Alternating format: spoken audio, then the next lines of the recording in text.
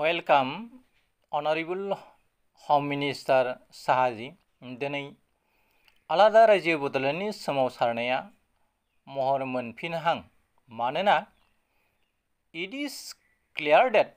the Bodoland Territorial Region (BTR) cannot meet the hopes and aspirations of the people in BTC region. The BTR is creating more chaotic situation rather than solution in all the matters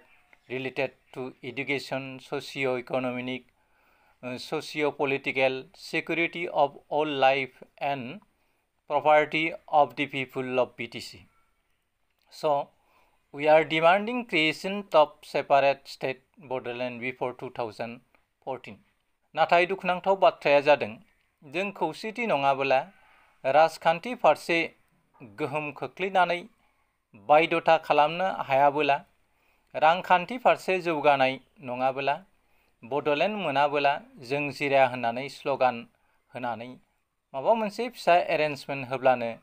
गावबा गावनि सिरि सिरि राजखान्थि मुलाम्फा जाबोलानो रायजोखौ उनफारसे खालामनानै गोरोबथा खालामनाय हुदाखौ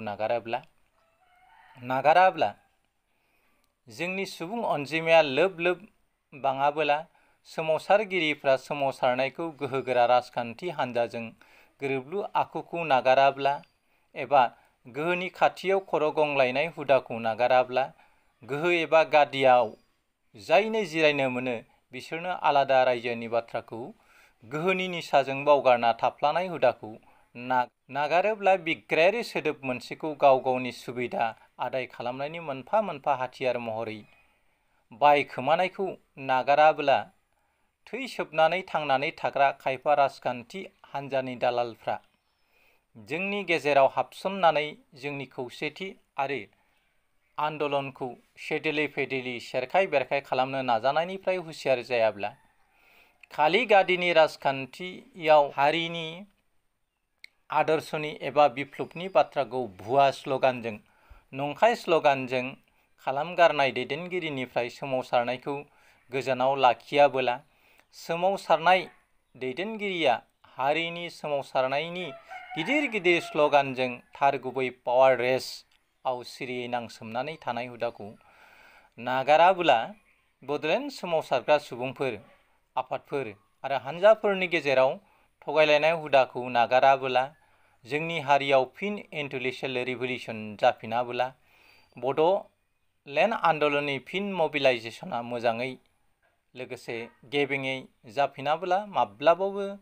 सोरनिबा सोमावसारनायनि गोहो बोलोजों सोरनिबा हुमखिजों सोरनिबा हिंसायारि आखुनि सोमावसारनायनि गोहो बोलोजों आरो सोरनिबा थैथां लुबैनायजों आलादा रायजो बड'लेण्डखौ मोनफुङाबो जानो हागौ। बेनिखायनो जायफोर बिथांमोन दैदेनगिरिफ्रा दिनै आवगायबोदों फिन आलादा रायजो बड'लेण्ड आन्दलन खालामफिननो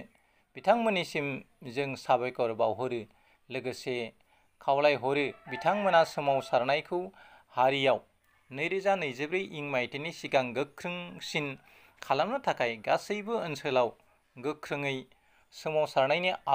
आबुं मबिलाइजेसन खालामनो थाखाय आरो जों गासैबो 2024 इं मायथाइनि सिगां गोख्रों अहिंसा आरि आखुजों सोमावसारनो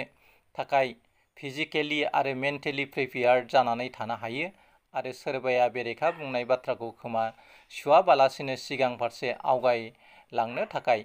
बे खेबाव जोंनि हारिनि जाय राजखान्थि नेताया बड'लेण्ड रायजोनि बाथ्रा बुंनो हाया बिखौ जोंनि हारियाव राजखान्थि नेता महरै गनायना लानाय जानाय नङा। No' Bodoland no' vote we want Bodoland vote for Bodoland.